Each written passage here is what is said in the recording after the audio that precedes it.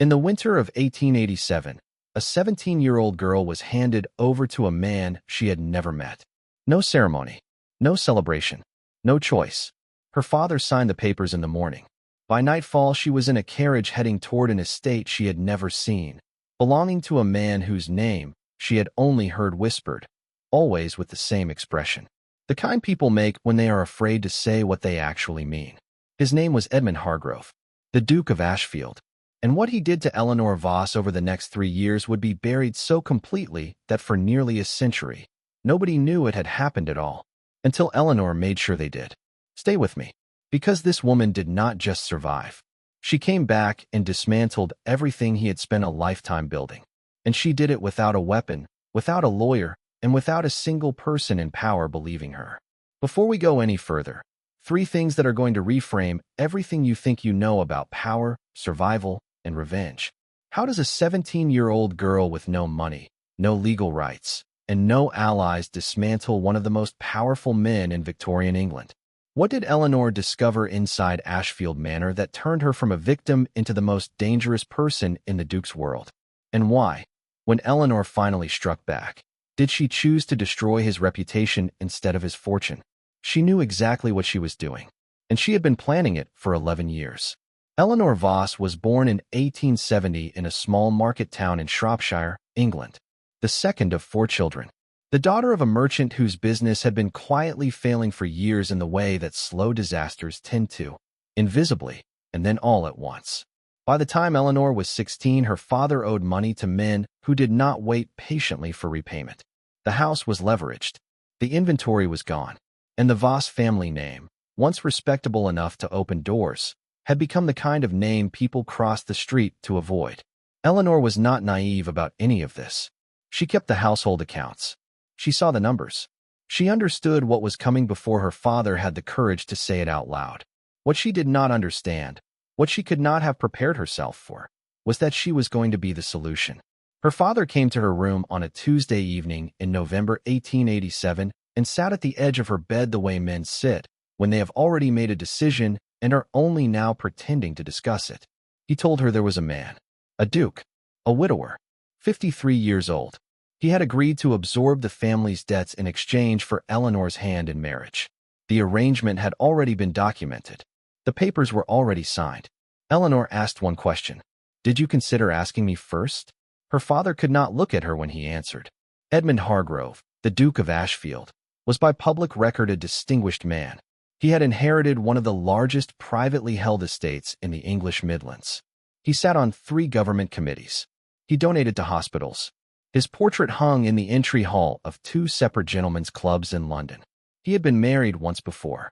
His first wife, a woman named Catherine, had died in 1881. The official cause was listed as fever.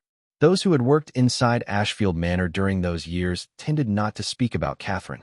Not out of grief exactly. Out of something more careful than grief. Edmund had no children. He had no close friends. He had associates, dependents, and employees, all of whom understood, with varying degrees of explicitness, that their continued comfort depended on his continued goodwill. He was the kind of powerful that does not need to announce itself, the kind that simply expects the world to arrange itself accordingly. Eleanor arrived at Ashfield Manor on a cold evening in December 1887. She later wrote in her private journal, recovered more than 60 years after her death, that the house felt like a place that had forgotten what warmth was. Not cold in temperature. Cold in the way that spaces become cold when the person who controls them has no interest in the comfort of anyone else inside them. She was shown to her rooms by a housekeeper named Mrs. Garvey who spoke in clipped, careful sentences and never made eye contact. Eleanor noted that Mrs. Garvey's hands shook slightly when she lit the fire. She filed that detail away. She would file away a great many details in the years that followed. The marriage was conducted by a local vicar on a gray morning in January 1888. There were 11 guests. Eleanor's mother wept throughout. Her father did not attend. Edmund was polite at the ceremony in the precise way that people are polite when manners are a performance rather than a feeling. He did not look at Eleanor with warmth. He looked at her the way a man looks at something he has acquired and intends to maintain properly. The first year at Ashfield was defined by rules Eleanor was never told about directly, only made aware of through the consequences of breaking them. She was not to speak at dinner unless addressed. She was not to receive correspondence without Edmund's knowledge. She was not to leave the estate grounds without an escort he had personally approved. She was not to develop friendships with the household staff. When she violated these rules, and she violated them, because she was Eleanor Voss and rules handed down without reason were not rules she recognized as legitimate, the consequences arrived quietly. A book she had been reading disappeared from her room. A letter she had written to her sister was never sent. A horse she had been permitted to ride was reassigned. Edmund never raised his voice. He never needed to. He simply removed things, one by one, systematically, until the world Eleanor occupied grew smaller and smaller, and the only large thing left in it was him. In the spring of 1889, Eleanor discovered the East Wing. Ashfield Manor had sections she had been told were closed for renovation. She had accepted this without question for over a year.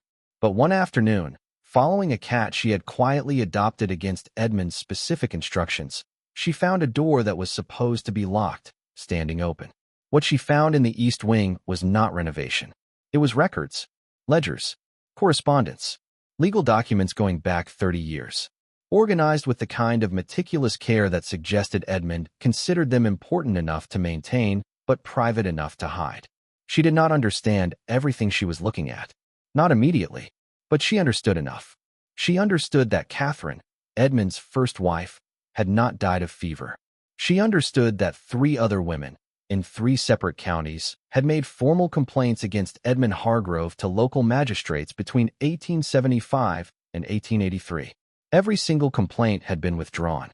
Each withdrawal was accompanied by a payment record in Edmund's own handwriting. She understood that Edmund's estate, which appeared to be thriving, was operating on debt so carefully structured that it would take an expert accountant months to untangle it. And she understood something else, something that settled into her chest like cold iron and never fully left. She was not the first, and if she did nothing, she would not be the last. Eleanor spent 6 days in the East Wing. She went at night, after Edmund retired. She read by candlelight. She copied documents by hand into a small journal she kept hidden inside the lining of a winter coat. On the 7th night, Mrs. Garvey found her there. Eleanor froze. Mrs. Garvey looked at her for a long moment. Then she looked at the documents spread across the table. Then she looked back at Eleanor. And she sat down. "I wondered," Mrs. Garvey said, "how long it would take you." Mrs. Garvey had worked at Ashfield Manor for 21 years. She had watched Catherine deteriorate. She had watched the complaints disappear.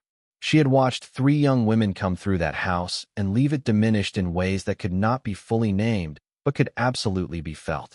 She had stayed because she had nowhere to go and because some part of her had been waiting, without fully admitting it to herself, for someone like Eleanor. Over the following 18 months, the 2 women worked in careful silence. Mrs. Garvey provided access. Eleanor provided intelligence. Together they built a picture of Edmund Hargrove that was the precise opposite of the one hanging in those gentlemen's clubs in London. Eleanor wrote letters, carefully worded, strategically vague, to journalists in London she had identified through Edmund's own correspondence as men who had previously reported on financial misconduct among the aristocracy. She did not sign her name. She signed them from a concerned party of reliable knowledge. She contacted a solicitor in Birmingham, a man named Arthur Crane who had a minor reputation for taking cases nobody else wanted, and began corresponding with him through a postal arrangement Mrs. Garvey managed through a cousin in the village. She identified the 3 women who had made complaints against Edmund. 2 had moved away. 1, a woman named Margaret Fowler, still lived 12 miles from Ashfield. Eleanor wrote to her directly. Margaret Fowler wrote back within a week. Her letter was 2 pages long and her handwriting was perfectly steady. Edmund noticed nothing.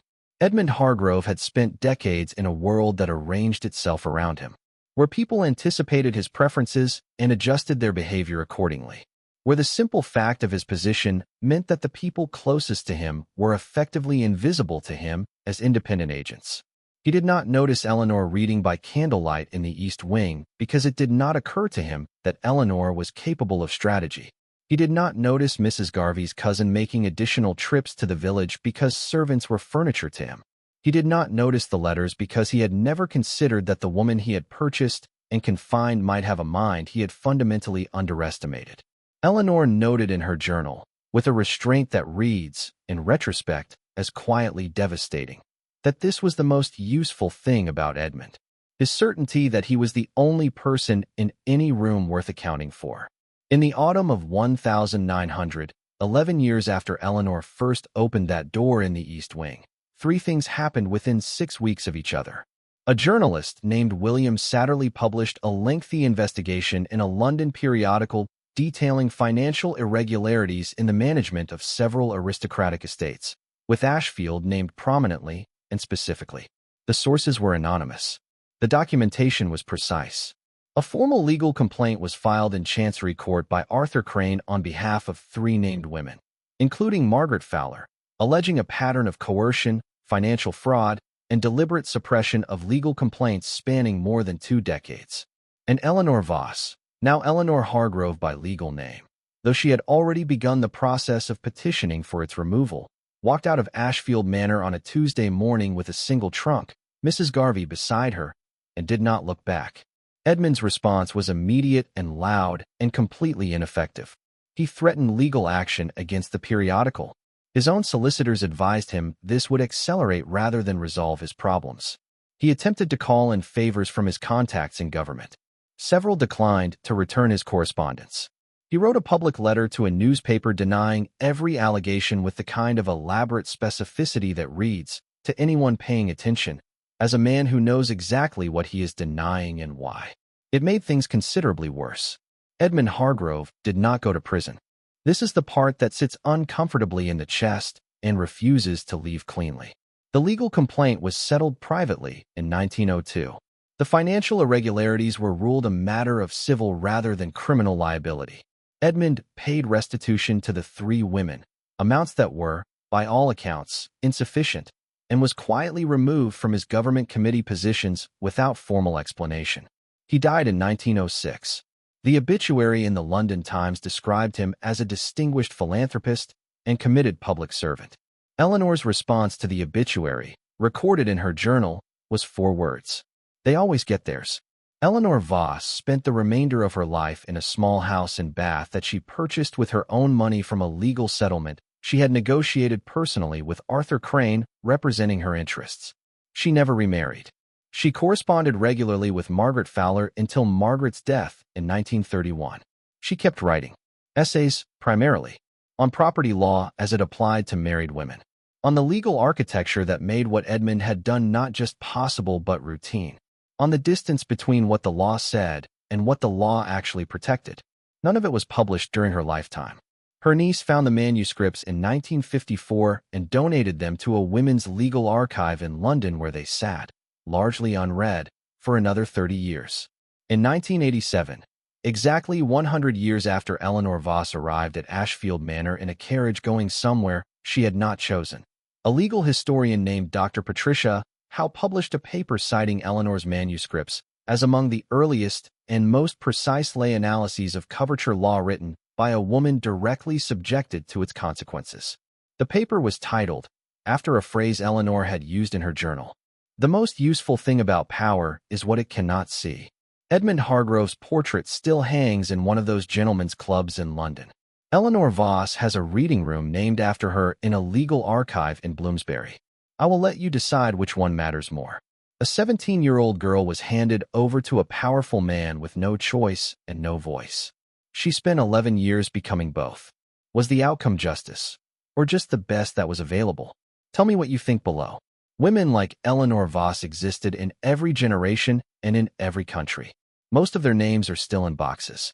Most of their documents are still unread. If this story moved you, share it with someone who thinks history only remembers the people who held the power. Next week, we go inside the true story of a woman in 1920 Chicago who built an entire financial empire under a man's name because that was the only way the system would let her build it. And what happened when she decided she was done pretending? Subscribe, hit the bell, and I'll see you soon.